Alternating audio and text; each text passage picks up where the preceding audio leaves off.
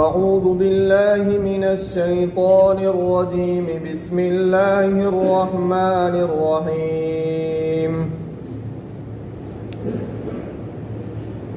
أفحسب الذين كفروا أن يتخذوا عبادي من دوني أولياء إنا أعتدنا جهنم للكافرين نزلا قل هل ننبئكم بالأخسرين أعمالا الذين ضل سعيهم في الحياة الدنيا وهم يحسبون أنهم يحسنون صنعا أولئك الذين كفروا بآيات ربهم ولقائه فحبطت أعمالهم فلا نقيم لهم يوم القيامة وزنا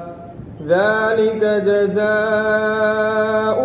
جهنم بما كفروا واتخذوا آياتي ورسلي هزوا إن الذين آمنوا وعملوا الصالحات كانت لهم جنات الفردوس نزلا خالدين فيها لا يبغون عنها حولا صدق الله العظيم.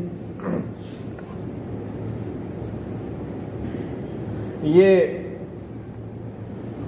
سورۃ الکہف کی 102 نمبر کی آیت کریمہ ہے.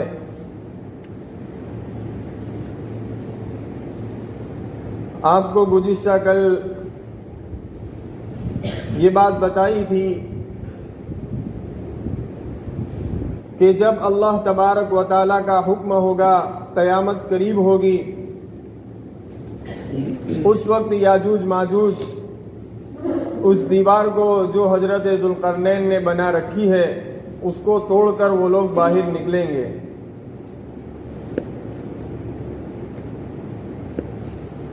اور جب وہ دیوار ٹوٹے گی تو اتنی کثیر تعداد میں یہ لوگ باہر نکلیں گے کہ ایک دوسرے کے اندر مل جائیں گے، گل مل جائیں گے، کیونکہ یہ اتنی کثیر تعداد میں ہوں گے اور ہر ایک یہ چاہے گا کہ میں اس سے پہلے باہر نکلوں، اس سے پہلے آگے چلا جاؤں. تو یہ لوگ اتنی تیزی کے ساتھ باہر نکلیں گے اور بڑا فساد پھیلائیں گے. پھر اللہ تبارک و تعالیٰ کے حکم سے اور جب اللہ کو منظور ہوگا، اللہ تبارک و تعالیٰ یاجوج ماجوج کو ختم کریں گے. اس کے بعد حضرت عیسیٰ علیہ السلام اور جو مسلمان ہیں وہ راحت چین سکون والی زندگی گزارتے رہے ہوں گے. کچھ عرصے کے بعد اللہ کی تبارک و تعالیٰ کی طرف سے ایک ایسی ہوا چلے گی جو مسلمانوں کے بغلوں کو چھوئے گی، جس سے مسلمانوں میں بیماری پیدا ہوگی اور سارے مسلمان مر جائیں گے. اس کے بعد جو لوگ باقی رہ جائیں گے وہ بڑا کفر و شرک، جانوروں سے بھی بدترین زندگی گزاریں گے. اللہ تبارک و تعالیٰ ان لوگوں کے اوپر پھر قیامت کو قائم کرے گا. اللہ تبارک و تعالیٰ آیت کریمہ میں اسی بات کو بیان فرما رہے ہیں وَتَرَكْنَا بَعْضَهُمْ يَوْمَئِذٍ يَمُوجُ فِي بَعْضٍ، کہ ہم ان کے بعض کو بعض کے اندر گل مل دیں گے اس دن کہ وہ بعض کے اندر گل مل جاوے. جب قیامت قائم ہو جاوے گی وَنُفِخَ فِي الصُّورِ، تو سور پھونکنے والا فرشتہ دوسری مرتبہ سور پھونکے گا. دوسری مرتبہ سور پھونکا جائے گا. حضرت اسرافیل علیہ السلام سور پھونکیں گے. وَنُفِخَ فِي الصُّورِ فَجَمَعْنَاهُمْ جَمْعًا. اللہ تبارک و تعالیٰ فرماتے ہیں کہ جب دوبارہ سور پھونکا جائے گا اس کے بعد ہم سارے لوگوں کو جمع کریں گے، زندہ کر کے ان کو میدان حشر کے اندر جمع کریں گے. نبی کریم صلی اللہ علیہ وسلم فرماتے ہیں میں کیسے چین سے بیٹھ سکوں جبکہ سور پھونکنے والے فرشتے نے اپنے سور کے اندر اپنا سور منہ میں لیے ہوئے ہیں اور وہ پیشانی جھکائے ہوئے ہیں اور وہ کان لگائے ہوئے ہیں اور منتظر ہے کہ کب اللہ کا حکم ہو اور کب میں سور پھونکوں، میں کیسے چین سے بیٹھ سکتا ہوں۔ صحابہ نے عرض کیا اللہ کے رسول اس وقت ہم کیا کریں، کیا پڑھے؟ اللہ کے رسول نے فرمایا حسبنا اللہ ونعم الوکیل علی اللہ توکلنا۔ پھر آگے اللہ کے رسول نے فرمایا کہ اس کے بعد اللہ تبارک و تعالیٰ سارے لوگوں کو جمع کریں گے اور سارے لوگوں کا حساب ہمارے سامنے ہوگا۔ اسی کو یہاں بیان فرما رہے ہیں فجمعناہم جمعا، سور پھونکنے کے بعد ہم ان سارے لوگوں کو جمع کریں گے۔ وعرضنا جہنم یومئذ للکافرین عرضا، جب سارے لوگ جمع ہو جائیں گے تو اللہ تبارک و تعالی جہنم کو کافروں کے سامنے کر دے گا، کافروں کے سامنے جہنم کو کر دے گا۔ کافر جب جہنم کو دیکھیں گے تو یقین کر لیں گے کہ ہم ہی اس کے اندر داخل ہونے والے ہیں، وہ رنج اور غم سے گھولنے لگیں گے۔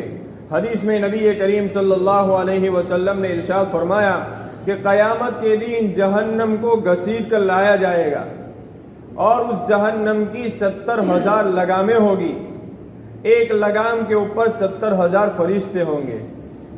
اللہ تبارک و تعالیٰ اس طرح جہنم کو گھسیٹ کر کافروں کے سامنے کر دیں گے۔ جانے سے پہلے ہی کافر لوگ جہنم کو دیکھ لیں گے، یقین کر لیں گے کہ ہم ہی ان کے اندر جانے والے ہیں، چونکہ یہ لوگ دنیا کے اندر اپنے کان اور اپنے آنکھوں سے گنگے اور بہرے رہے، اندھے رہے، کہ ان کے پاس حق بات آئی لیکن انہوں نے حق بات کو قبول نہیں کیا، دین حق آیا ان کو سنا نہیں۔ اس کے نتیجے میں اور یہ لوگ اسی بات کا بھروسہ کرتے رہے کہ جن کو ہم اپنا کارساز اور معبود سمجھتے ہیں، کل قیامت کے دن یہی لوگ ہمیں نفع پہنچائیں گے اور جو ہمارے اوپر جو سختیاں ہوگی اس سے ہم کو نجات دیں گے۔ لیکن وہ مدد تو کیا کرے، بلکہ ان کی عبادت کا وہ جس کی وہ عبادت کر رہے تھے وہ خود ان کا انکار کریں گے۔ اسی کو اللہ تبارک و تعالیٰ اس آیت کریمہ میں بیان فرما رہے ہیں وَعَرَضْنَا جَهَنَّمَ يَوْمَئِذٍ لِّلْكَافِرِينَ عَرْضًا، اور ہم جہنم کو پیش کر دیں گے اس دن کافروں کے سامنے۔ الَّذِينَ كَانَتْ أَعْيُنُهُمْ فِي غِطَاءٍ عَن ذِكْرِي وَكَانُوا لَا يَسْتَطِيعُونَ سَمْعًا، کہ ان کی آنکھوں کے اوپر میرے ذکر سے پردے پڑے ہوئے تھے، وَكَانُوا لَا يَسْتَطِيعُونَ سَمْعًا، اور وہ سنتے بھی نہیں تھے۔ یعنی ہمارے انبیاء اور ہمارے بھیجے ہوئے رسول ان کے پاس جاتے تھے، دین کی بات سمجھاتے تھے، لیکن وہ ان کا مذاق اڑاتے تھے، وہ بجائے دین کی بات قبول کرنے کے ان کی ہنسی مذاق کر رہے تھے۔ اللہ تبارک و تعالیٰ کے ذکر سے اللہ تبارک و تعالیٰ کی قدرتوں کو دیکھنے کے لیے اللہ تبارک و تعالیٰ نے آنکھیں دی تھی کہ ان آنکھوں کے ذریعے میری قدرتوں کو دیکھ کر وہ لوگ حق دین کو قبول کرے۔ لیکن اللہ تبارک و تعالیٰ فرماتے ہیں کہ اتنی نعمتیں دینے کے باوجود، ان کو آنکھیں صحیح سالم دینے کے باوجود، ہمارے ذکر سے ہماری قدرت کو دیکھنے سے ان کی آنکھوں کے اوپر پردے پڑے ہوئے تھے۔ اس لیے ہم جہنم کو کفار کے سامنے کریں گے تو ہم ان کے اوپر کوئی ظلم نہیں کریں گے، کیونکہ اللہ تبارک و تعالیٰ اپنے بندوں کے اوپر ظلم نہیں کرتا۔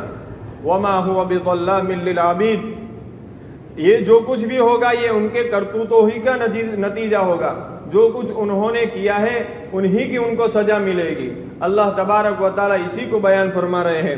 آگے اللہ تبارک و تعالیٰ ارشاد فرما رہے ہیں کہ کیا ان کفاروں نے جو مجھے چھوڑ کر اور میرے علاوہ دوسرے میرے بندوں کو اپنا کارساز اور حاجت روا سمجھ لیا ہے، تو کیا ان کا یہ خیال ہے کہ ان کا معبود ان کا کارساز اور حاجت روا سمجھ لینا کل قیامت کے دن ان کو فائدہ پہنچائے گا اور وہ اس سے نفع حاصل کریں گے؟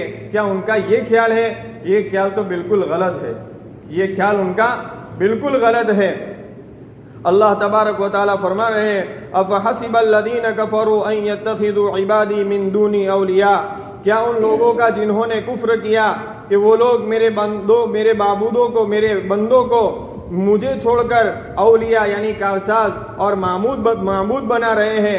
آگے جو عبارت ہے وہ حذف ہے، جس کا ترجمہ یہ ہے کہ ان کو یہ خیال ہے کہ ان کا معبود بنا لینا اور ان کو حاجت روا سمجھ لینا کل قیامت کے دن ان کو فائدہ پہنچائے گا، وہ اس سے نفع حاصل کریں گے، یہ بالکل غلط خیال ہے۔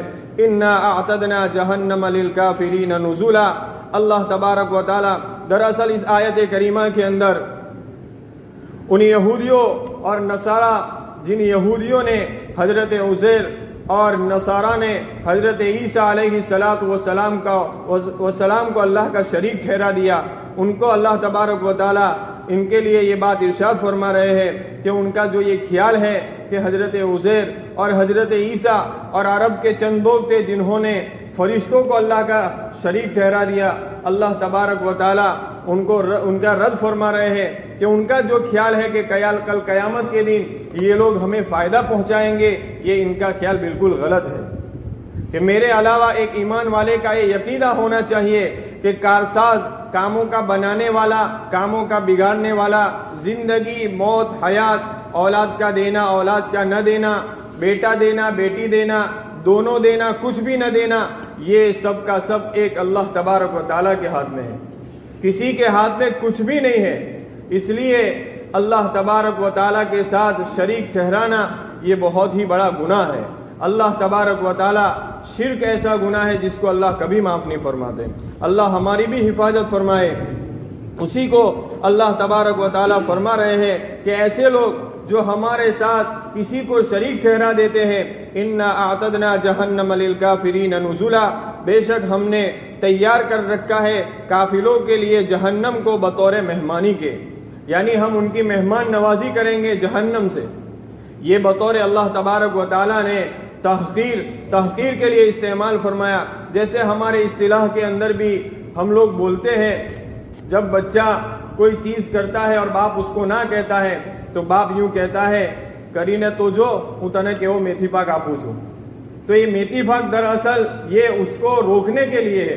تو اللہ تبارک و تعالیٰ جو یہاں مہمان نوازی کریں گے تو کوئی اچھی چیز سے نہیں، بلکہ یہ ان کو تحقیر اور ان کی ذلتی کو ظاہر کرنے کے لیے اللہ تبارک و تعالیٰ یوں فرما رہے ہیں کہ ہم ان کی مہمان نوازی کریں گے جہنم کے ذریعے۔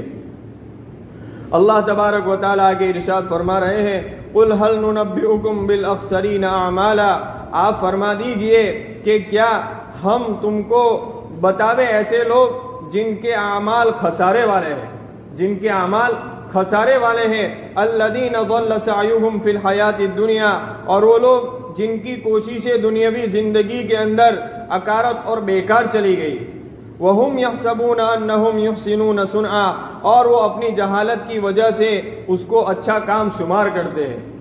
اللہ تبارک و تعالی نبی کریم صلی اللہ علیہ وسلم سے فرما رہے ہیں کہ آپ ان کو فرما دیجئے کہ کیا ہم تم کو ایسے لوگوں کی خبر دیں جو اپنے اعتبار سے تو یوں سمجھتے ہیں کہ ہم تو بہت اچھے کام کر رہے ہیں، لیکن اللہ کے یہاں ان کی وہ محنت اور ان کے بڑے بڑے اعمال کی کوئی قدر و قیمت نہیں ہے، بلکہ ان کے اعمال خسارے والے ہیں۔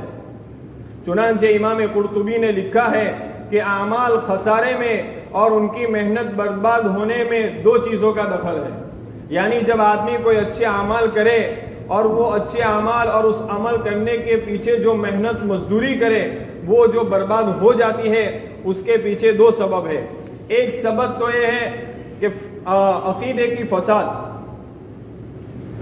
کہ عقیدہ جب آدمی کا فاسد ہوتا ہے، خراب ہوتا ہے، تو آدمی چاہے کتنا بھی بڑا عمل کر لے، اللہ کے یہاں اس کا کوئی عمل قابل قبول نہیں۔ اس لیے ہمارے دین میں سب سے بنیادی چیز عقیدہ ہے کہ جب تک آدمی کے عقیدے درست نہیں ہوں گے، آدمی چاہے کتنے بھی بڑے بڑے عمل کر لے، اللہ کے دربار میں اس کے عمل کی کوئی قدر و قیمت نہیں ہوگی، کوئی قدر و قیمت۔ علامہ سیوطی رحمۃ اللہ علیہ نے لکھا ہے کہ جب کل قیامت کے دن آدمی میدان پلصراط کے راستے پر گزرے گا، 7 مرحلے آئیں گے پلصراط کے راستے پر، 7 مرحلوں میں 7 جگہ 7 اعمال کی جانچ پڑتال ہوگی۔ ان میں سب سے پہلے مرحلے کے اوپر اس کے عقائد کی جانچ پڑتال ہوگی، اس کے ایمان کے بارے میں اس کو چیک کیا جائے گا کہ اس کا ایمان کامل اللہ کے لیے خالص اللہ کے واسطے ہے کہ نہیں، یا تو اس نے کسی اللہ کے ساتھ کسی اور کو شریک بھی ٹھہرایا ہے۔ فرشتے اس کی جانچ پڑتال کریں گے۔ اگر جو کوئی اللہ کا بندہ ایمان کامل اور اس کا ایمان خالص اللہ کے واسطے ہوگا، اس کو آگے گزرنے کی اجازت دی جائے گی۔ اور جس کے ایمان کے اندر شرک نکلا، یا تو کوئی اس کارساز یا حاجت روا اللہ کے علاوہ کسی نے سمجھا تھا، اسی وقت اسی جگہ سے اس کو جہنم میں ڈال دیا جائے گا۔ اس لیے بہت سارے آج جو اپنے آپ کو مسلمان کہہ رہے ہیں، مسجد میں آ کر نماز بھی پڑھتے ہیں، رمضان المبارک کے روزے بھی رکھ رہے ہیں، نام بھی مسلمانوں کا ہے، لیکن کل قیامت کے دن اپنے عقیدے کی فساد کی بنیاد کے اوپر اللہ تبارک و تعالیٰ ان کو جہنم میں ڈال دیں گے، جہنم میں ڈال دیں گے۔ اس لیے ہم سب کا عقیدہ یہ ہو کہ عبادت کے لائق صرف اور صرف ایک اللہ ہے، اللہ کے علاوہ کوئی عبادت کے لائق نہیں۔ حاجت روا، مشکل کشا صرف اور صرف ایک اللہ ہے۔ کسی نبی کا بھی اس کے اندر دخل نہیں، اولیاء کی تو بہت دور کی بات رہی، کسی نبی کے بس کے اندر بھی نہیں ہے کہ وہ کسی کے کام کو بنائے، کسی کے کام کو بگاڑے، کسی کو اولاد دے۔ بلکہ آپ قرآن پاک کا مطالعہ کریں گے تو آپ کو پتہ چلے گا وقت کے نبی حضرت ابراہیم علیہ السلام اولاد کی دعا اللہ سے فرما رہے، اور آج کل ہم ہیں فساد، عقیدے کی فساد کی اتنی ہو گئی ہے کہ قبروں کے پاس ہم اپنی اولادوں کو مانگتے ہیں۔ یہ سراسر کفر ہے، سراسر شرک ہے۔ ہمیں ان چیزوں سے بچنا چاہیے۔ چنانچہ اسی لیے اللہ تبارک و تعالیٰ نے قرآن پاک کی سب سے پہلی سورت ہی کے اندر، جس کو روزانہ ہم کئی بار پڑھتے ہیں، ایاک نعبد و ایاک نستعین، کہ اللہ ہم تیری ہی عبادت کرتے ہیں اور تجھ سے ہی مدد مانگتے ہیں، تیری ہی عبادت اور مدد بھی تجھ سے، ہم کسی غیر اللہ سے مدد مانگیں گے بھی نہیں اور کسی کے بس میں ہے ہی نہیں۔ اس لیے عبادت کا معنی لکھا ہے کہ کسی ذات کی عظمت اور اس کی انتہائی عظمت اور محبت کے اندر اس کے سامنے اپنی عاجزی کا اظہار کر دینا، اس کو عبادت کہتے ہیں۔ اب اللہ کے علاوہ کسی کے ساتھ ایسا معاملہ کرنا، کیونکہ قابل تعظیم اور قابل عزت ذات اگر کسی کے ہے تو وہ صرف اور صرف اللہ تبارک و تعالیٰ کی ہے۔ اللہ کے علاوہ کسی کے سامنے اپنی انتہائی اپنی عاجزی کو ظاہر کرنا، اس کے سامنے سر جھکانا، یہ سراسر کفر ہے، یہ سراسر کفر ہے۔ اسی لیے صرف یہ بات یاد رکھنا کہ کفر اور شرک صرف یہ نہیں ہے کہ بت پرستوں کی طرح پتھر کی مورتیوں کی عبادت کی جاوے، بلکہ کسی کی محبت، کسی کی عقیدت اور کسی کی عظمت کے اندر اس آدمی کو وہ درجہ دے دینا جو صرف اور صرف خالص اللہ تبارک و تعالیٰ کا حق ہے، تو یہ بھی شرک ہے، یہ بھی شرک ہے۔ اسی لیے اللہ تبارک و تعالیٰ نے یہود اور نصارہ کا شرک قرآن پاک میں بیان کرتے ہوئے یوں فرمایا ہے، اتخذوا احبارهم ورهبانهم اربابا من دون اللہ، کہ ان یہودی اور نصرانیوں نے اپنے علماء کو اپنا رب قرار دیا ہے۔ چنانچہ حضرت عدی بن حاتم رضی اللہ تعالی عنہ مسلمان ہونے سے پہلے نصرانی تھے۔ جب یہ آیت کریمہ نازل ہوئی، نبی کریم صلی اللہ علیہ وسلم کی خدمت میں حاضر ہوئے اور اللہ کے رسول صلی اللہ علیہ وسلم سے یہ بات ارشاد فرمائی کہ اللہ کے رسول، ہم تو ہمارے علماء کو اپنا رب نہیں مانتے، پھر قرآن پاک کے اندر ہمارے اوپر یہ الزام کیسے لگایا گیا؟ اللہ کے رسول نے فرمایا، کیا تمہارے درمیان یہ بات نہیں ہے کہ تمہارے علماء بعض وہ چیزوں جس کو اللہ تبارک و تعالیٰ نے حلال قرار دیا ہے وہ ان کو حرام قرار دیتے ہیں، اور بعض اللہ کی وہ چیزیں جس کو اللہ تبارک و تعالیٰ نے حرام قرار دیا ہے تمہارے علماء ان کو حلال قرار دیتے ہیں، تو تم بھی اپنے علماء کی پیروی اور اتباع کے اندر ان چیزوں حلال کو حرام اور حرام کو حلال قرار دیتے ہو۔ کیا یہ بات نہیں ہے؟ حضرت عدی بن حاتم نے فرمایا، اللہ کے رسول یہ بات تو ہے۔ فرمایا کہ یہی تو ان کو معبود ماننا ہے۔ اس سے یہ بات بھی معلوم ہوئی کہ اللہ کی ہر کسی چیز کو حلال کرنا، کسی چیز کو حرام کرنا، یہ صرف اور صرف اللہ تبارک و تعالیٰ کا حق ہے اور کسی کا کوئی حق نہیں ہے۔ اس لیے جس طرح حلال و حرام کے اندر کسی کو شریک کرنا شرک ہے، اسی طرح کسی کے نام کی نظر ماننا، کسی سے اپنی حاجت، کسی کو اپنا حاجت روا مشکل کشا سمجھنا، یہ بھی شرک ہے۔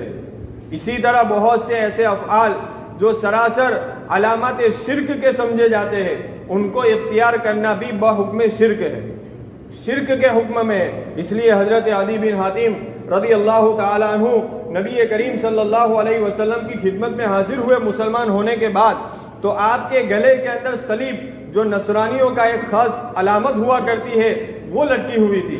نبی کریم صلی اللہ علیہ وسلم کی خدمت میں حاضر ہوئے، اللہ کے رسول نے فرمایا کہ عدی اپنے گلے سے بت کو نکالو، اپنے گلے سے بت کو نکال دو۔ حالانکہ حضرت عدی بن حاتم کا اس صلیب کے بارے میں وہ عقیدہ بھی نہیں تھا جو نصرانی کا ہوا کرتا ہے، لیکن ظاہری طور پر بھی آپ نے اس بات کو پسند نہیں کیا، ظاہری طور پر بھی آپ نے اس بات کو پسند نہیں کیا۔ آج بہت سارے ہمارے سمجھدار طبقہ مسلمان ایسا ہے جو اپنے گلوں کے اندر، اپنے ہاتھوں کے اندر، اور بعضوں کو شوق ایسا ہوتا ہے جس کو ہم ٹیٹو بولتے ہیں، ایسی ایسی علامتیں چتراتے ہیں اور اپنے گلوں کے اندر لٹکاتے ہیں جو سراسر علامت کفر سمجھے جاتے ہیں، اور ان کو اس کے کوئی پرواہ بھی نہیں ہوتی، اور اپنا شوق پورا کرنے کے لیے نہ جانے غلط غلط تعویلات بیان کرتے ہیں۔ حالانکہ اللہ کے رسول صلی اللہ علیہ وسلم نے ظاہری طور پر بھی حضرت عدی بن حاتم کو اس بات سے روک دیا۔ ہمیں بھی ان چیزوں سے بچنا چاہیے۔ اسی طرح بیت اللہ کے علاوہ کسی چیز کو طواف کرنا، یہ بھی شرک ہے۔ بہت ساری اس کی قسمیں ہیں، اللہ تبارک و تعالی ہماری حفاظت فرمائے۔ تو سب سے پہلی چیز، جب آدمی کا عقیدہ غلط ہوتا ہے تو آدمی چاہے کتنا بھی بڑا عمل کر لے، وہ اس کا وہ عمل اور اس کے پیچھے اس نے جتنی بھی محنت کی ہے، وہ ساری محنتیں اور اس کا وہ عمل خسارہ اور برباد ہو جاتا ہے۔ اللہ تبارک و تعالیٰ فرما رہے ہیں، اے نبی آپ فرما دیجئے کہ کیا ہم تم کو بتاویں ان لوگوں کو جن کے اعمال خسارے والے ہیں، الذین ضل سعیہم، اور اس اعمال کرنے میں ان کی جو محنتیں دنیاوی زندگی میں ہوئی وہ بیکار اور اکارت ہو گئی، وہم یحسبون انہم یحسنون صنعا، اور وہ تو اپنے جہالت کی بنیاد کے اوپر یہی گمان کرتے ہیں کہ ہم تو بہت اچھے کام کر رہے ہیں۔ ہم تو آج بھی ہمارے دوسرے بھائی ایسے ہیں جو سراسر بدعت خرافات کے اندر مبتلا ہیں، لیکن وہ جو کام کر رہے ہیں وہ ان کو نیکی سمجھ کر رہے ہیں، وہ ان کو اچھا سمجھ کر کہ ہم کو آخرت کے اندر اس کا بدلہ ملے گا۔ اللہ فرماتے ہیں کہ وہ اپنی جہالت کی بنیاد کے اوپر ان کو اچھا سمجھ رہے ہیں، ہمارے یہاں ان کی کوئی گنجائش نہیں ہے۔ اس لیے حدیث میں آتا ہے، نبی آگے اللہ تبارک و تعالی ارشاد فرما رہے ہیں، اولئک الذین کفروا بآیات ربہم ولقائہ، آگے اللہ تبارک و تعالیٰ ان لوگوں کی تعیین فرما رہے ہیں کہ جن کے اعمال اور جن کے جو محنتیں ہیں وہ کن لوگوں کی برباد اور اکارت ہو جائے گی۔ وہی لوگ ہیں جنہوں نے اپنے رب کی آیتوں اور آخرت کا اور اپنے رب کی ملاقات کا انکار کیا۔ یعنی جو لوگ یہاں پر تو صراحتاً کفار کے بارے میں ہے، لیکن جو میں نے اس سے پہلے جو تفسیر بیان فرمائی وہ بھی اس کے اندر داخل ہے۔ ایک تو جس کا عقیدہ فاسد ہوگا وہ، اور دوسرا وہ شخص جو کسی کو دکھلانے کے لیے کام کرتا ہے، جو کسی کو دکھلانے کے لیے کام کرتا ہے۔ ایک آدمی بہت اچھا کام کر رہا ہے لیکن اس کی نیت ریاکاری کی ہے، دکھلانے کی ہے۔ اللہ کے یہاں چاہے اس نے اس اچھے اعمال کے لیے کتنی بھی محنت کی ہو، وہ اعمال بھی بیکار ضائع ہو جائے گا، اور اس نے جو محنت کی ہے اس کے اوپر بھی اس کو کوئی اجر ثواب نہیں ملے گا۔ اسی لیے نبی کریم صلی اللہ علیہ وسلم نے صحابہ سے یہ بات ارشاد فرمائی کہ مجھے تمہارے اوپر سب سے زیادہ خوف شرک اصغر کا ہے، چھوٹے شرک کا ہے۔ صحابہ نے عرض کیا، اللہ کے رسول چھوٹا شرک کیا ہے؟ آپ صلی اللہ علیہ وسلم نے فرمایا کہ ریاکاری چھوٹا شرک ہے۔ اس لیے بارہا آپ نے وہ حدیث سنی ہوگی کہ کل قیامت کے دن ایک شہید کو لایا جائے گا، ایک عالم کو لایا جائے گا، ایک سخی کو لایا جائے گا۔ اللہ حالانکہ تینوں کے بہت بڑے بڑے عمل ہیں۔ عالم بننا کوئی معمولی بات نہیں ہے، بہت بڑا درجہ ہے۔ شہید ہونا قطرہ گرنے سے پہلے اللہ مغفرت فرما دیتے۔ سخی کی بہت ساری فضیلتیں آئی ہے۔ اللہ ہر ایک سے پوچھیں گے، ہر ایک اپنی اپنی حجت قائم کریں گے۔ اللہ تبارک و تعالیٰ آخر میں کہیں گے، نہیں، تم سب نے جو بھی کام کیا، تو شہید جو ہوا لوگوں کو دکھلانے کے لیے، تو عالم بنا تاکہ لوگ تیری واہ واہ کریں، تو نے سخاوت کی تاکہ تجھے لوگ سخی کہیں، تم نے لوگوں کو دکھلانے کے لیے کام کیا ہے، جاؤ تم سب چلے جاؤ جہنم کے اندر۔ حالانکہ بہت بڑے بڑے کام کیے، لیکن ریاکاری کی بنیاد کے اوپر وہ سارے کام ان کے ہلاک اور برباد ہو گئے۔ اللہ اسی بات کو یہاں پر سمجھا رہے ہیں، فلا نقیم لهم یوم القیامت وزنا، اور ہم ان کے لیے قیامت کے دن کوئی وزن قائم نہیں کریں گے.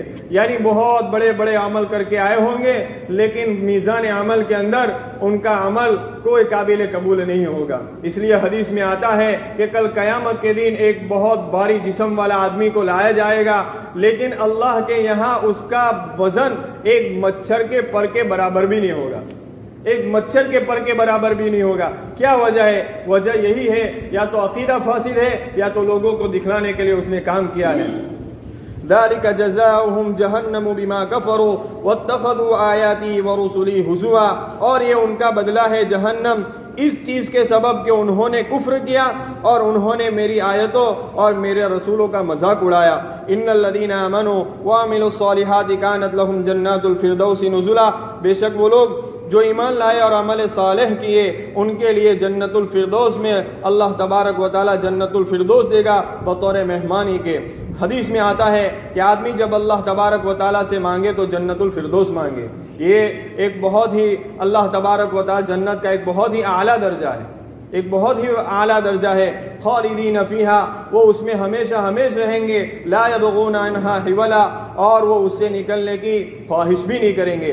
عام طور پر اللہ تبارک و تعالیٰ نے یہ بات اس لیے ارشاد فرمائی کہ عام طور پر ہم دیکھتے ہیں آدمی کے دل کے اندر یہ سوال پیدا ہو سکتا ہے کہ جب آدمی ایک جگہ کے اوپر رہتا ہے تو آدمی کی فطری چیز ہے، اس کا دل اکتا جاتا ہے، وہ یہ چاہتا ہے کہ بھائی اب دوسری جگہ جانا چاہیے، کہیں گھومنے کے لیے جانا چاہیے، یہاں تو بہت دن رہ چکے. آدمی کی فطری یہ چیز آتی ہے. لیکن جنت تو ظاہری بات ہے کہ جنت میں بھی آدمی ہمیشہ ہمیشہ رہے گا تو اس کے دل میں بھی آئے گا کہ چلو دوسری جگہ بھی جانا چاہیے، کیونکہ اگر اسی جگہ کے اوپر رکھیں گے تو گویا یہ تو ایسا ہو جائے گا کہ یہاں تو ان کو قید کر دیا. لیکن اللہ تبارک و تعالی فرما رہے ہیں کہ جنت کو دوسری جگہ کے اوپر قیاس نہیں کیا جا سکتا، کیونکہ جنت ایک ایسی جگہ ہے، وہاں کی نعمتیں ایسی ہے کہ آدمی وہاں خواہش ہی نہیں کرے گا وہاں سے نکلنے کی، وہ تو یہی چاہے گا کہ ہمیشہ ہمیشہ میں یہاں پر رہوں. اسی کو اللہ تبارک و تعالیٰ فرما رہے ہیں لا یبغون عنہا حولا، اور وہ اس سے ہٹنے کی خواہش اور تمنا بھی نہیں کرے گا. آگے اللہ تبارک و تعالیٰ دوسری بات ارشاد فرما رہے ہیں، انشاءاللہ آئندہ کل اس کی تفسیر کریں گے. وآخر دعوانا الحمدللہ رب العالمین. سبحان اللہ وبحمدہ سبحانک اللہم وبحمدک وتبارک اسمک وتعالی جدک ولا الہ غیرک. اللهم ربنا ظلمنا أنفسنا وإن لم تغفر لنا وترحمنا لنكونن من الخاسرين. اللهم ربنا لا تزغ قلوبنا بعد إذ هديتنا وهب لنا من لدنك رحمة إنك أنت الوهاب. اللهم إنك عفو كريم تحب العفو فاعف عنا يا كريم. اللهم أعطي نفسي تقواها وزكها أنت خير من زكاها أنت وليها ومولاها. اللهم أرنا الحق حقا وارزقنا اتباعه وأرنا الباطل باطلا وارزقنا اجتنابه. اللهم واقية كواقية الوليد. اللهم اهدنا الصراط المستقيم صراط الذين أنعمت عليهم من النبيين والصديقين والشهداء والصالحين وحسن أولئك رفيقا. اللهم لا أحصي ثناء عليك أنت كما أثنيت على نفسك. اللهم صل وسلم دائما أبدا على حبيبك خير الخلق كلهم. اللهم يا سميع يا بصير يا من لا شريك له ولا وزير له، ويا خالق الشمس والقمر المنير، ويا عصمة الباعث الخائف المستجير، ويا رازق الطفل الصغير، ويا جابر العظم الكثير، أدعوك دعاء البائس الفقير كدعاء المضطر الضرير. اللهم يا مونس كل وحيد، ويا صاحب كل فريد، ويا قريبا غير بعيد، ويا شاهدا غير غائب، ويا غالبا غير مغلوب، يا حنان يا منان، يا بديع السماوات والأرض، يا فاطر السماوات والأرض، يا ذا الجلال والإكرام، يا نور السماوات والأرض، يا قيام السماوات والأرض، يا عماد السماوات والأرض، يا صريخ المستصرخين ومنتهى العائدين، والمفرج عن المكروبين، والمروح عن المغمومين، ويا كاشف الكرب، یا الہ العالمین، یا اکرم الاکرمین. اے اللہ ہمارے گناہوں کو معاف فرما، گنہگار ہے، خطا کار ہے، قصوروار ہے، مجرم ہے. اے اللہ اب تک کی ہماری زندگی تیری نافرمانیوں میں گزری ہے. جن کاموں کو تو نے کرنے کا حکم کیا ان کو بجا نہیں لائے، جن کاموں سے تو نے روکا انہی کا ارتکاب کرتے رہے. اے اللہ گناہ کرتے کرتے لذتیں حاصل کرتے رہے. تیرے فضل و کرم سے ہمارے گناہوں کو معاف فرما دے، ہماری سیئات کو حسنات سے مبدل فرما دے. اے اللہ زیادہ سے زیادہ تیری مرضیات والے راستے پر چلا کر تیری نامرضیات والے راستے سے ہم سب کی حفاظت فرما دے۔ اے اللہ تیری نہ سونے والی آنکھ ہمیں گناہ کرتے ہوئے دیکھتی رہی، تو ہمیں سمجھاتا رہا ہم نہ سمجھے، تو ہمیں سنبھالتا رہا ہم نہ سنبھلے۔ اے اللہ گناہ کر کر کے گناہوں کے عادی بن چکے ہیں، بدن کا رواں رواں گناہوں میں مبتلا ہے۔ اے اللہ رات اور دن کی وہ کون سی گھڑی ہے جس میں ہم نے تیری نافرمانی نہ کی ہو، زمین کا وہ کون سا ٹکڑا ہے جس پر ہم نے تیری نافرمانی نہ کی ہو۔ اے اللہ تیرے فضل و کرم سے ہمیں معاف فرما دے، اے اللہ تیرے فضل و کرم سے ہمیں معاف فرما دے۔ اے اللہ تو معافی کو پسند کرتا ہے، اے اللہ تو معافی کو پسند کرتا ہے۔ اے اللہ ہم تجھ سے تیرے سامنے معافی مانگ رہے ہیں۔ اے اللہ ہمارے گناہوں کے اوپر کسی کی گواہی کی کوئی ضرورت نہیں ہے، ہم خود اقرار مجرم ہے۔ اے اللہ ہم گناہوں کا اقرار کرتے ہیں، اے اللہ تو ہمیں معاف فرما دے، اے اللہ تو ہمیں معاف فرما دے، ہمارے والدین کو معاف فرما دے، ہمارے بھائی بہنوں کے گناہوں کو معاف فرما دے، ہمارے دوست و احباب کے گناہوں کو معاف فرما دے، ہمارے محبین و مخلصین کے گناہوں کو معاف فرما دے۔ اے اللہ ہمارے اساتذہ کے گناہوں کو معاف فرما دے، ہمارے مشائخ کے گناہوں کو معاف فرما دے۔ اے اللہ پورے امت مسلمہ کے گناہوں کو معاف فرما دے۔ اے اللہ تیری یادوں سے دلوں کو آباد فرما دے، تیرے نبی کی ایک ایک سنتوں کو ہماری زندگی کے ہر شعبے میں اپنانے اور جاری کرنے کی سعادت و توفیق نصیب فرما دے۔ اے اللہ تمام رذائل سے ہمیں پاک اور صاف فرما، کفر و شرک سے، شقاق و نفاق سے، خود بینی خود پسندی سے، بغض و عداوت سے، حسد و حرص سے، لالچ اور تکبر سے، اے اللہ دنیا کی ناجائز محبتوں سے تو ہماری حفاظت فرما لے۔ اے اللہ تمام محاسن سے ہمیں آراستہ فرما دے، اسلام و طاعت سے، ایمان و یقین سے، زہد و ورع سے، تقوی اور طہارت سے، اور تیری ذات عالی سے، کمال یقین سے ہم سب کو مزین فرما دے۔ اے اللہ ہمارے قلوب کو قلوب منیبہ اور قلوب سلیمہ بنا دے۔ اے اللہ ہمارے نفوس کو نفوس مطمئنہ بنا دے۔ اے اللہ ہمارے نفوس کو نفوس مطمئنہ بنا دے۔ اے اللہ ہماری اولادوں کو ہماری آنکھوں کی ٹھنڈک بنا، قبر کا نور بنا، جنت کا ایک ذخیرہ بنا، ہمارے لیے دلوں کا سرور بنا۔ اے اللہ بہترین تربیت فرما کر تیری شان ربوبیت سے ان کی بہترین تربیت فرما کر اے اللہ تو ہماری آنکھوں کی ٹھنڈک بنا دے۔ اے اللہ ایسی اولادوں سے ہماری حفاظت فرما جو ہمارے لیے وبال بنے۔ اے اللہ ایسے مال سے ہماری حفاظت فرما جو ہمارے لیے عذاب بنے۔ اے اللہ حلال اور پاکیزہ روزی نصیب فرما، برکت والی روزی نصیب فرما۔ اے اللہ جہاں کہیں بھی مسلمان پریشان ہیں ان کی پریشانیوں کو دور فرما۔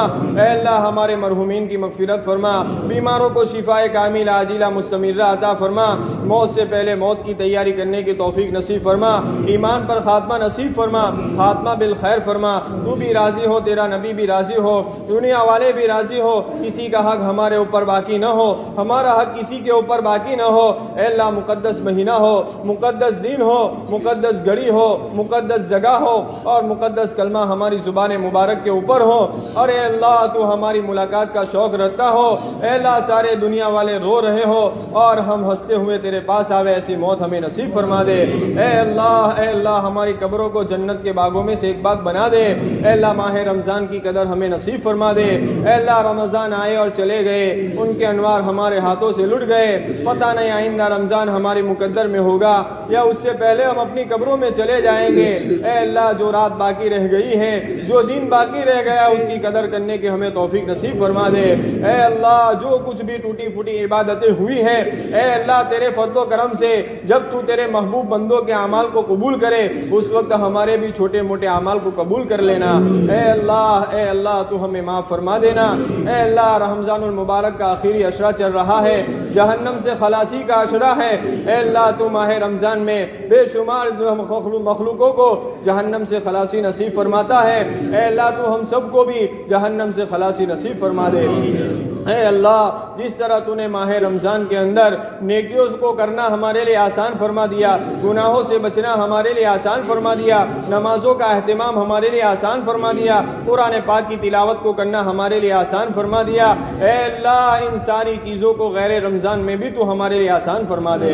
اے اللہ تیری ہی ذات سے ہونے کا یقین ہمیں نصیب فرما دے۔ اے اللہ ہمارے عقائد کو درست فرما دے۔ اے اللہ ہمارے عقائد کو درست فرما دے۔